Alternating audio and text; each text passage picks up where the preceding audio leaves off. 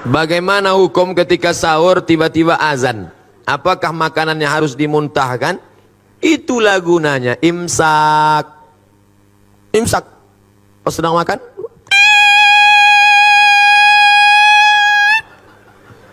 di Maroko tak ada imsak.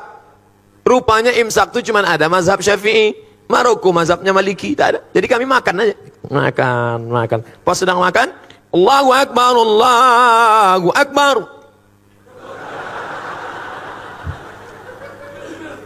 Tanya sama kawan, gimana bro? Kata dia, tenang, masjid satu lagi belum.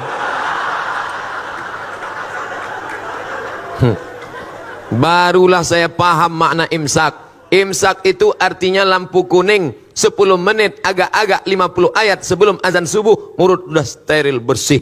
Tapi kalau suasana normal, kalau terbangunnya pas imsak karena lembur, capek, kerja, tugas banyak, pas terbangun imsak, apakah tak boleh makan? Boleh. Ambil nasi, gulai, sampo deh baung, sambal belacan, potai, ikan bilis, masukkan blender. Nah, dah tu ambil pipet 2. Nawaitu soma qadin ada ifal di syahri Ramadan hajizan. Tapi kalau sudah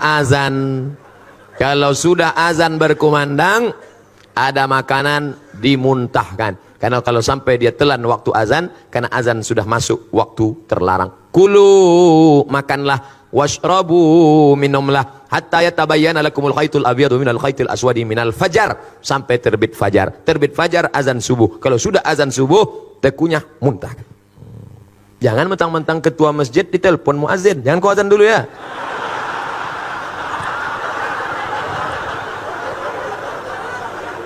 Banyak orang menyalahgunakan kekuasaan sekarang ini. Barakallahu fi umrik Ustaz. Semoga Allah memberikan berkah pada umurmu Pak Ustaz. Jawabannya, wa iyyakum wa jazakumullah khairan. Semoga kau juga begitu, kau diberikan Allah balasan baik. Semoga Ustaz dan keluarga sehat selalu serta umur yang panjang. Amin.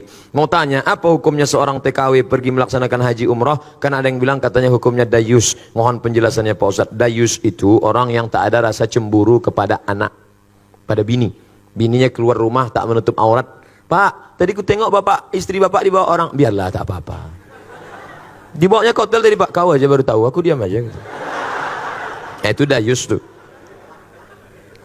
Semiskin-miskinnya Bangladesh, tidak ada TKW Bangladesh. Tak ada TKW Bangladesh. Laki-laki saja yang bekerja Bangladesh. Saya kalau sudah ngomong sama orang Bangladesh ini bingung saya. Antara iya sama tidak kepalanya. Ke hal hati ke, acak-acak kau sudah gitu. Entah iya, entah tidak apa. Tak ada perempuan. Tapi karena kita sulit ekonomi, saudara-saudaraku yang menjadi TKW di Hong Kong, yang menjadi TKW di Taiwan, menjadi TKW dimanapun, kalian bekerja, jaga kehormatan kalian, berjaga dengan perempuan. Karena hukum kalian itu aslinya tak boleh, tapi karena hukum darurat, kalau tidak bekerja di sana mati, kuli. Semiskin-miskin kita masih petani, tapi di sana buruh tani, bekerja tempat orang, tak ada sawahnya, menumpang di tanah orang, akhirnya merantau dia. Nah, ini tanggung jawab siapa ini? Kalau ekonomi umat bangkit, insya Allah selamat bangsa ini, insya Allah. Apakah sholat taubat boleh dilaksanakan setiap malam sebelum tahajud? Mantap. Nanti malam begitu bangun mandi. Bagus mandi malam itu. Katanya di malam rematik, dari habis maghrib ke jam 1 itu bisa rematik. Tapi dari jam 1 ke subuh bagus, terapi mandi malam, segar, sehat, mandi malam. Mandi. Habis mandi, bersih semua, ambil parfum no alkohol, sapukan ke tangan, ke leher. Malaikat rahmat suka mendekati orang yang harum-harum. Turun dia mendekati. Innal malaikata tata'adza. Malaikat tersakiti mencium bau. Itu makanya Nabi melarang orang makan jengkol, melarang orang makan bawang putih, bawang merah ke masjid. Terganggu malaikat. Pertama sholat sunat wudu. Usolli sunnatal wudu. Habis itu sholat sunat taubat. Habis itu sholat sunat hajat. Habis itu sholat sunat tahajud. Jangan witir lagi, karena udah witir di masjid. Tak boleh 2 kali witir dalam semalam. Ayatnya Pak Ustadz, apa ayat paling panjang yang kau hafal? Wal asri Pak Ustadz. Yang kedua, inna a'tayna Pak Ustadz. Biar tahu saya mengagak-agaknya. Habis itu kuliah. Habis itu kulhu. Habis itu atrikul dulu Pak Ustadz. Kuliah. Nah, kalau begitu begini settingnya. Salat sunat wudu, Wal asri dulu. Ayat kedua kul huwallah. Salat sunat hajatnya nanti inna a'taina. Habis itu kul huwallah rakaat kedua. Salat sunat taubatnya rakaat pertama kuliah, rakaat kedua kulhu. Tahajudnya nanti Pak Ustaz ulang balik macam itu. Jadi nanti catatan malaikat itu agak bervariasi sedikit. Ada juga model orang ini sembahyang 12 rakaat. Ayat kulhu. Bawah sama dengan atas, sama dengan atas, sama dengan atas. Bagus, tiap-tiap malam buat. Bangun, mandi, pakai parfum no alkohol, habis itu sholat, sunat wudu, sholat sunat taubat, sholat sunat hajat, sholat sunat tahajud 8 rakaat. Kalau mau tambah baik 2 rakaat 1 salam. Habis itu baca Quran. Habis baca Quran baru makan sahur. Saya Pak Ustaz kalau tak makan dulu sakit perut saya. Makan dulu boleh. Tapi udah habis makan nih mau duduk pula Pak Ustaz. Ini enggak bertanya apa menawar. Saya pernah dengar ada riwayat Nabi Muhammad umur 28 sampai 30 tahun, bukan 40 tahun. Bagaimana nih Pak Ustaz? Kita pakai jumhur, mayoritas ahli sirah sejarah. Nabi Muhammad menikah 40 tahun. Arba'una sanah, sekitar 40 tahun. Ada yang pandai menghitung, ngedetail pakai ilmu falak, astronomi, kata dia 38. Terserah dia, saya ikut 40, kan lebih selamat. Bagaimana pendapat Ustadz bagi lansia tentang naik jadi Nabi 40, menikah 25. Bagaimana pendapat Ustadz bagi lansia yang tak mampu puasa, tak mampu membayar fidyah? Puasa, tak sanggup puasa, level 2, ganti di hari yang lain. Tak sanggup mengganti di hari yang lain, bayar fidyah. Tak sanggup bayar fidyah, dia menerima fidyah. Itu hebatnya orang Islam. Tinggi, bisa turun, bisa ditawar. Datang seorang laki-laki mengadu ke rumah Nabi, ya Rasulullah, celaka aku ya Rasulullah. Kenapa kau celaka? Maaf, berhubungan aku dengan istriku di siang Ramadan. Puasa engkau 60 hari kata Nabi. 60 hari kau puasa. Sedang 30 aku tak tahan. Kalau gitu kau kasih makan 60 fakir miskin. Aku tak ada ya Rasulullah, tak sanggup. Pergi Nabi ke belakang, diambil Nabi korma 1 karung. Nih korma 1 karung, kasih ke fakir miskin di kampungmu sana. Pergi bawa. Ya Rasulullah, aku yang paling miskin di kampung itu.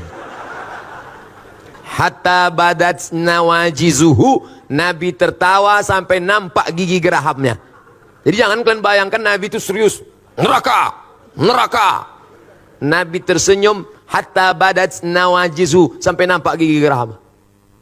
Kata Nabi, menengok orang yang susah nekat tadi.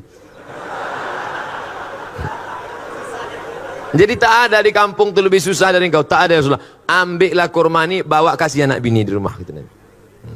Itu. Jadi bagi yang tak sanggup, dia menerima sedekah kita. Tolong berikan tips agar Ramadan tahun depan saya tak sendiri lagi.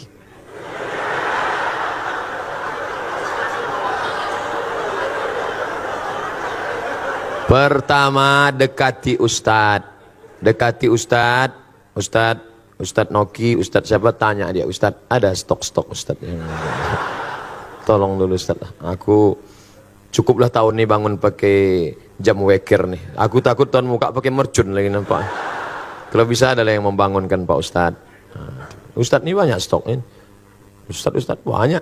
Khawatir kita kalau tak kita ambil, dia ambilnya sendiri. Minta sama dia.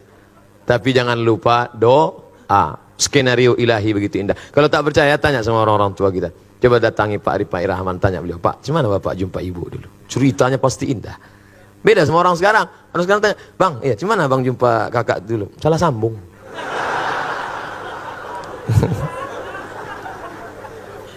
Apa kata Presiden Soekarno kepada istrinya? Adinda, kau tak pernah mencari aku pun tak pernah mencarimu. Tuhan mempertemukan kita. Indah. Di mana Bang jumpa kakak dulu? Di Bang Riau Kepri. Kalian kerja di situ? Enggak, numpang dengar ceramah aja. Gimana ceritanya? Pas balik hilang selap. Pas sedang cari-cari itu terantuk kepala. Itulah apa?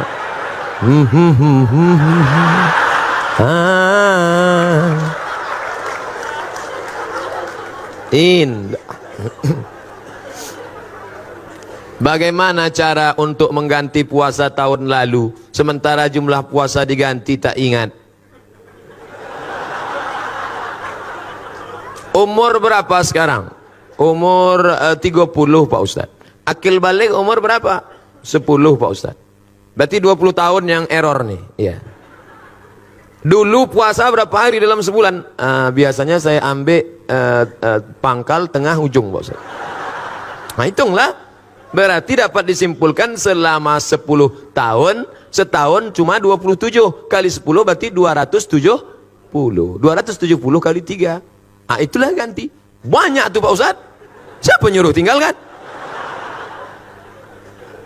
Ustadz jujur Ustadz, Ustadz jujur. Ustadz Samad ini dulu lahir langsung jadi Ustadz? Tidak. Pernah juga tinggal puasa? Pernah. Saya mulai puasa penuh itu kelas 2 SMP. Kelas 2 SMP tahun 92 saya berangkat haji bulan Mei. Balik dari haji, kau sudah haji, tak boleh tinggal sembahyang, tak boleh tinggal puasa, tak boleh pacaran. Maka saya tak punya pacar. Banyak menyesal sekarang.